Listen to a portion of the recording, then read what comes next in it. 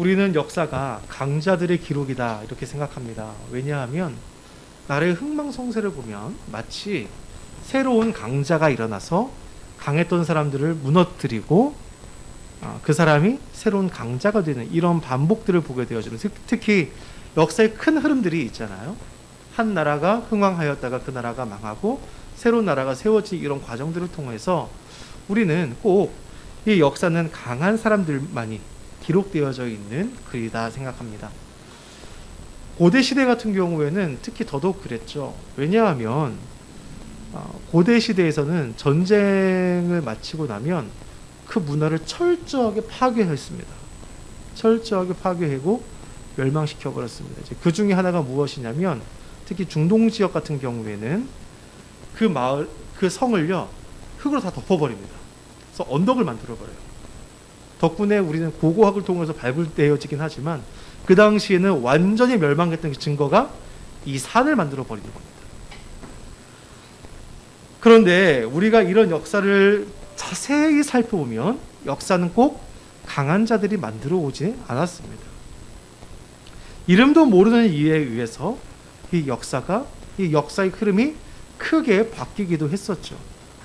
이런 것을 가장 잘 보여주는 예다라고 하는 게, 많은 역사가 한 이야기가 세계 1차 대전입니다.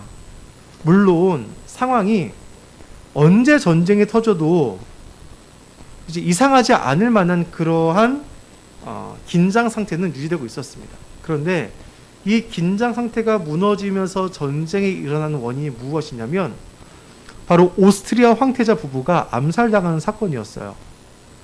근데 이 사건을 자세히 보면요 정말 재밌습니다. 왜 재밌냐면, 사람 죽기 재밌는 건 아니죠. 어쨌든 간에 이 사건 자체를 보면은 정말 황당합니다. 왜냐하면 황태자 부부가 암살당하기 직전에 이미 암살 시도가 또 한 번 있었습니다.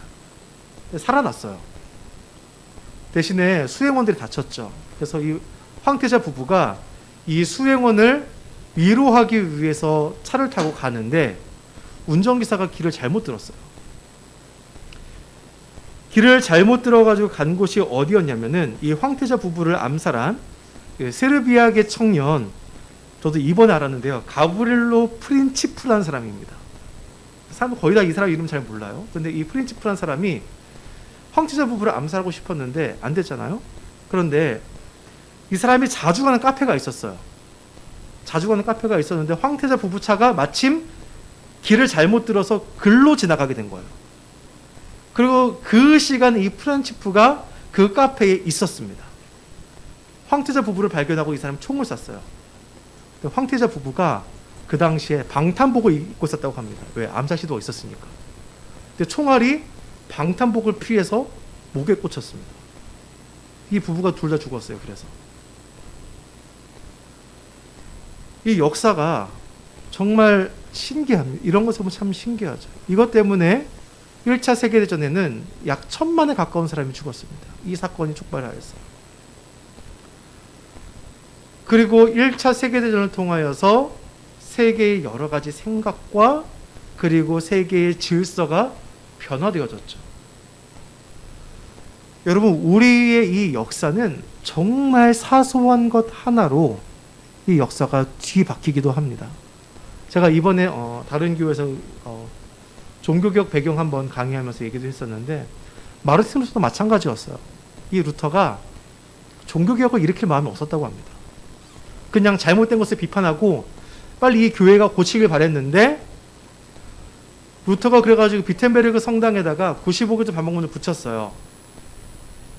근데 루터가 이 일을 하기 약 10여 년 전에 발명되기 있었습니다. 뭐냐면 인쇄기가 발명된 거예요. 루터의 그 글을 보고 인문주의자들이 그거를 인쇄기로 찍어서 온 유럽에 다 퍼뜨려 버렸습니다. 한 달 만에 온 유럽에 다 퍼져 버렸어요. 그래서 이 글에 동조하는 사람들이 다 몰려오기 시작하고 그렇게 종교개혁이 이루어졌습니다. 정말 사소한 것 하나로 인하여서 역사가 뒤바뀌게 되어지죠.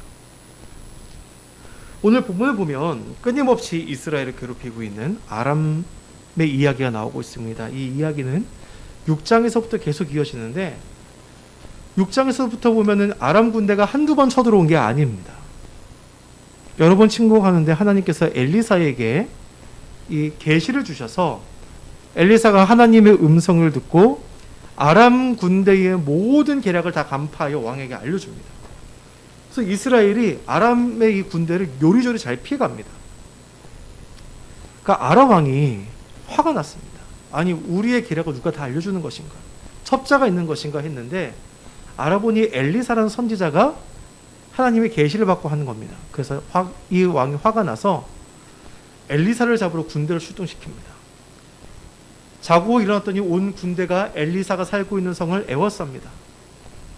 하나님께서 엘리사를 보호하셨고 그들의 눈을 멀게 하셔서 그들이 사마리아 성 한가운데 들어가서 다 사로잡히고 맙니다. 그리고 아람 군대가 그렇게 쫓겨가죠. 그러고도 이 아람 왕은 정신 못 차리고 또 사마리아를 공격하는데 이번에는 정말 혹독하게 쳐들어왔습니다.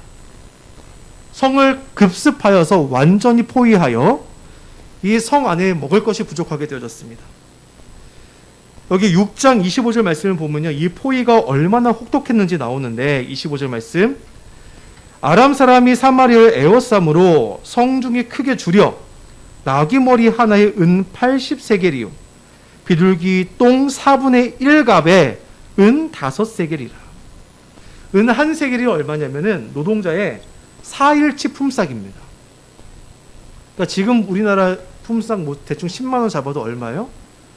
비둘기 똥이 40만 원이에요. 40만 원. 지금 말이 안 되는 상황이죠. 이렇게 되니까 어떤 일이 발생하게 되어지냐면 부모가 먹을 것이 없으니까 서로 모의합니다. 오늘은 내 자식을 삶아 먹고 내일은 우리 자식을 삶아 먹자. 그래가지고 이것에 동조한 사람이 자기 자식을 삶아 먹습니다. 이웃과 나눠 먹었습니다. 근데 그 다음 날에는 이 이웃이 자기 자식을 숨겨버렸습니다. 그래가지고 너무 원통한 나머지 왕을 찾아옵니다. 사람이 사람을 잡아먹어야 하는 이 비참한 현실 가운데 이스라엘 왕이 화가 났습니다. 하나님이 어디 계시냐면서 그는 엘리사를 죽이려고 찾아왔는데 엘리사가 말합니다. 하나님께서 내일 우리에게 곡식을 주실 것인데 7장 1절입니다. 밀가루 고운 밀가루 한 스아에 한 세겔로 매매하고 보리 2스아를 한 세겔로 매매하리라. 이렇게 이야기합니다. 한 스아가 7리터 정도 되는데 그 당시로서는 정말 엄청 가격이 내려간 상황이었습니다. 하나님께서는 그러면 이 일을 어떻게 이루셨는가? 오늘 우리가 읽은 이 본문의 내용을 통하여 이 예언을 이루십니다. 그 당시에 문둥병에 걸린 사람들은 반드시 성 밖에 거주해야 합니다. 이것은 율법으로 정해져 있는 바였고 위생적으로도 그리해야만 했습니다. 왜냐하면 이것은 전염성이 있기 때문에 그렇습니다. 그러니까 사람들과 격리하는 거죠. 그들은. 그러니까 이들이 성문 밖에 있으니까 어때요? 외적이 쳐들어왔는데 성 안에 들어갈 수도 없고 먹을 것도 없고 누군가 먹을 거 줘야 되는데 주지도 않고 성 안에도 식량이 떨어졌고 저들이 밀려오면 그 사이에 계속 죽을 수밖에 없는 입장 가운데 있는 이 사람들이 그래 성 안에 들어가서 먹을 것이 없으니까 거기 가서 죽으나 여기서 죽으나 우리가 한번 아람 군대 가서 구걸이나 한번 해보고 죽자. 거기서 살면 사는 거고 죽으면 죽은 거지 하고 이들이 저녁에 그들의 발걸음을 옮깁니다. 이 사람이 그렇게 가는데 아람 진영에서는 놀라운 일이 발생합니다. 6절 말씀을 보니까 아람 군대로 병거 소리와 말소리와 큰 군대 소리를 듣게 하셨습니다. 이 4명이 가는데 아람 군대는 듣고 있는 소리가 무엇이냐면 큰 군대의 소리가 들렸다. 큰 군대가 그들에게 다가오는 것처럼 그들이 느낀 거예요. 6절 말씀을 보니까 애굽 왕들과 햇사람, 햇사람이 누구냐면은 히타이트족입니다. 히타이트족을 아시나요, 여러분? 세계 최초로 철기 문명을 만든 족속이 히타이트족입니다. 이 헷족속과 그리고 애굽 왕이 우리를 치러 오니 우리가 포위되었다 빨리 도망가자 하는데 이 말씀은 참 재미있는 게 이 사람들이 말과 나귀까지 두고 갑니다. 그리고 빨리 도망가려면 어떻게 되죠? 말을 타고 가야 되죠. 근데 이들의 마음이 얼마나 급박한지 말과 나귀를 챙길 생각조차 하지 못하고 모든 것을 내버려 두고 몸만 빠져 도망갑니다. 그렇게 이스라엘이 구원받았습니다. 나병 환자는 와보니까 아무것도 없어요. 그러자 그들이 신나서 아람 군대를 약탈합니다. 재미있죠? 약탈한다는 표현이. 아무것도 없으니까 그들이 거기서 가서 은과 금 가져다가 숨기고 옷도 숨기고 실컷 먹다가 생각합니다. 야, 우리가 이렇게 먹어도 될까? 이거 알리자. 알려서 같이 가서 나누자. 해서 이스라엘 성중에 알리게 되어집니다. 여러분, 하나님의 역사를 이렇게 보면요, 강한 자들의 손이 아니라 하나님은 또한 약한 자들의 손을 사용하시기도 합니다. 세상을 바꾸고 구원하는 일은 대단한 사람들이 하는 것이 아니라 다 하나님의 계획과 섭리 아래에서 이것들이 이루어진다는 겁니다. 그렇기 때문에 하나님께서는 꼭 강자만을 사용하신다, 그렇지 않다는 거예요. 성경은 말합니다. 사람이 마음으로 자기의 길을 계획할지라도 그의 걸음을 인도하신 이는 여호와이시니라. 이스라엘의 애굽을 탈출해도 마찬가지입니다. 하나님께서 모든 것을 통하여 이스라엘이 탈출할 수 있도록 하셨습니다. 430년이라는 시간 동안 그 가나안의 죄가 관영할 때까지 기다리셨고, 또 애굽 왕의 그 마음을 강팍하게 하셔서 10개의 재앙을 통하여 그 마음이 드디어 녹아내려져 그들이 아무 문제 없이 애굽 땅에서 순적히 나올 수 있도록 하나님께서 하셨습니다. 오늘 본문에서도 하나님께서 사용하신 것이 무엇입니까?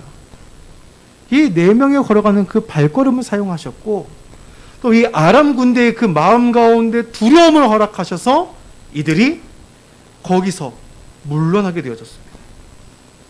그들에게 하나님께서 그 공포를 심어주셨기 때문에 이들이 스스로 놀라 도망하게 되어졌습니다. 사람들은 역사가 사람의 노력의 결과로 이루어졌다라고 생각합니다. 근데 여러분, 과연 우리의 인간의 노력만으로 모든 것이 되어집니까? 에디슨이 이런 말을 했어요. 천재는 99%의 노력과 1%의 영감으로 이루어진다. 근데 저희가 어렸을 때 이것을 교육받을 때 어떻게 받았냐면, 천재는 그래서 노력해야 돼, 이렇게 배웠는데, 사실 에디슨의 그 말을 한 목적은 그게 아니래요. 뭐냐면은 99%의 노력은 당연한 거야. 그러니까 노력하면 천재가 될 수 있다가 아니라, 천재가 되기 위해서는 99%의 노력은 너무나 당연하다는 거예요. 그런데 이 1%의 영감이 주어지지 않으면 천재는 될 수 없다는 거예요. 즉, 여러분, 우리도 마찬가지죠. 이 역사도 마찬가지입니다. 사람이 아무리 노력하고자 하여도 거기에 하나님의 은혜가 더해지지 않으면 그것은 이어질 수 없다는 겁니다. 이 역사도 마찬가지예요. 모든 것이 우연의 산물로 우리에게 보여집니다. 그 예를 잘 보여주는 게 독일의 통일입니다. 독일의 이 베를린 장벽이 무너지는데, 물론 이 통일을 위해서 어쨌든 한 민족이 서로 왕래하기 위해서 그 여행 자유화 조치가 취해지려고 하는데, 그 당시 그 동독의 정치국원이었던 샤보프스키라는 사람이 동독 안에 있어도 그 회의에 참석하지 않았어요. 그래놓고 기자회견을 했습니다. 기자회견을 하다가 자기도 잘 모르는 내용인데 기자회견하고 다 어쨌든 자기 답변을 해야 되는 상황이에요. 이탈리아 기자가 물었습니다. 그러면 이 여행 자유화가 언제 시행됩니까? 했더니 이 사람이 지금 당장입니다 한 거예요. 근데 이 말을 듣고 이탈리아 기자가 기사를 냈어요. 베를린 장벽이 무너졌다. 지금부터 통행이 자유화가 됐다. 이탈리아에서 기사가 나니까 그 기사가 다시 독일로 와가지고 베를린 장벽이 무너졌다, 자유롭게 다닐 수 있다라고 또 신문 기사가 빵 터져버린 거예요. 그러니까 시민들이 신문 기사를 보고 와르르 와서 지나가는데 군인들도 명령을 받아야 되잖아요. 근데 뉴스를 보고 진짜 그렇게 된 줄 알고 다 통과시켜버렸어요. 그렇게 반세기 동안 막혀 있었던 그 장벽이 한순간에 무너져버리고 말았습니다. 여러분, 우리들의 계획이 우리는 완벽하다고 생각합니다. 그러나 결코 그렇지가 않다는 겁니다. 전도서 9장 11에서 12절 말씀을 보면 내가 다시 해 아래에서 보니 빠른 경주자들이라고 선착하는 것이 아니며 용사들이라고 전쟁에 승리한 것이 아니며 지혜자들이라고 음식물을 얻는 것도 아니며 명철자들이라고 재물을 얻는 것도 아니며 지식인들이라고 은총을 입는 것이 아니니 이는 시기와 기회는 그들 모두에게 임함이니라. 분명히 사람은 자기의 시기도 알지 못하나니 물고기들이 재난의 그물에 걸리고 새들이 올무에 걸림같이 인생들도 재앙의 날이 그들에게 호련히 임하면 거기에 걸리느니라. 이렇게 이야기합니다. 무슨 말이죠? 어찌될지 모른다는 거예요. 우리가 아무리 지혜롭다 한다 할지라도, 내가 지혜롭다고 계획을 짜고 그것을 한다 할지라도 그 걸음을 인도하시니 여호와시다라고 말씀하신 것과 같이 하나님의 선한 개입이 없으면, 하나님께서 허락하시지 않으면 그 어떤 것도 이루어질 수 없다는 겁니다. 그래서 야고보서 4장 13절 14절 말씀을 이렇게 얘기합니다. 들으라, 너희 중에 말하기를 오늘이나 내일이나 우리가 어떤 도시에 가서 거기서 1년을 머물며 장사하여 이익을 보리라 하는 자들아, 내일을 너희가 알지 못하는도다. 너희 생명이 무엇이냐? 너희는 잠깐 보이다가 없어지는 안개니라. 우리의 생각으로 모든 것이 다 잘 될 것 같죠? 그렇지 않다는 겁니다. 그리고 우리의 생각으로 모든 것이 다 망할 것 같죠? 그렇지 않다는 겁니다. 우리는 읽은 본문 앞에 있는 한 장관의 이야기를 또한 보아야 합니다. 한 장관이 엘리사를 통하여 하나님의 예언을 들은 후 그가 어떻게 이야기합니까? 여호와께서 하늘에 창을 내신들 어찌 이런 일이 있으리요? 엘리사의 답변이 무엇입니까? 내가 내 눈으로 보리라. 그러나 그것을 먹지는 못하리라. 이 장관은 하나님께서 모든 것을 섭리해 가신다는 그 사실을 믿지 못했다는 겁니다. 사실 이 장관뿐만이 아니었죠. 이 사마리아 성에 거주하고 있는 모든 사람이 사실 이 장관과 같았습니다. 이 장관은 단지 자기 입 밖으로 그 이야기를 했을 뿐이고, 심지어 이스라엘 왕은 엘리사를 죽이려까지 하고 있었습니다. 이 모든 사람들이 다 이렇게 못 믿고 있었어요. 우리가 지난 시간에 보았듯 그러나 하나님의 말씀은 반드시 이루어집니다. 그 이유는 무엇입니까? 하나님께서 자기의 이름을 위하여 말씀을 이루신다는 그 사실을 우리가 잊지 말아야 한다는 겁니다. 이 장관은 그걸 몰랐던 거죠. 마태복음 10장 29절을 말합니다. 참새 2마리가 한 아사리온에 팔리지 않느냐?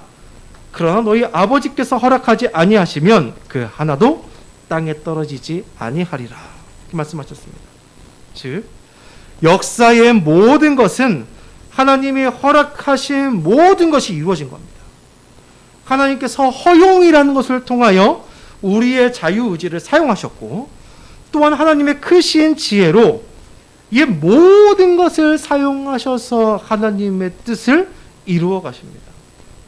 때로는 우리가 역사를 보면서 아니 대체 왜 이런 일이 발생했을까? 왜 이런 고통이 찾아왔을까라는 질문을 하게 되어집니다. 사실 그런 질문에 대하여 우리의 지식과 지혜로 다 답할 수가 없습니다.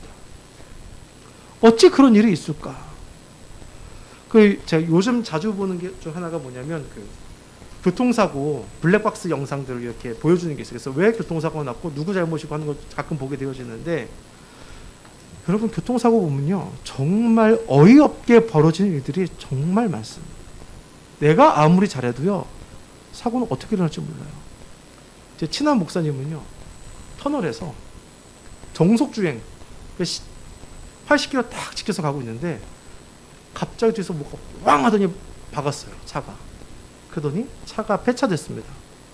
과속한 차에 의해서 사고가 났는데 그 사람이 잠깐 핸드폰을 봤대요. 그리고 차를 이렇게 박아버린 거예요.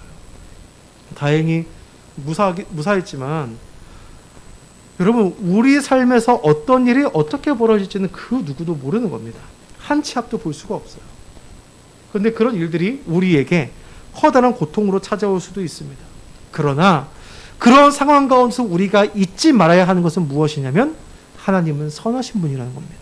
그리고 하나님은 영원하시고 무한하시고 완전하신 분이기 때문에 그가 하시는 모든 일은 다 선하실 수밖에 없다는 겁니다. 지금 당장은 우리에게 고난으로 보이고 어려운 일로 보인다 할지라도 우리는 그것을 통하여 우리를 구원으로 인도하시고 결국 우리에게 선을 행하시는 그 하나님의 은혜를 결국 보게 될 거라는 겁니다. 시편이 우리에게 끊임없이 말하는 것이 무엇입니까? 여호와는 선하시니 그 인자하심이 영원하고 그의 성실하심이 대대에 미치리로다. 여호와는 선하시며 그 인자하심이 영원하심이로다.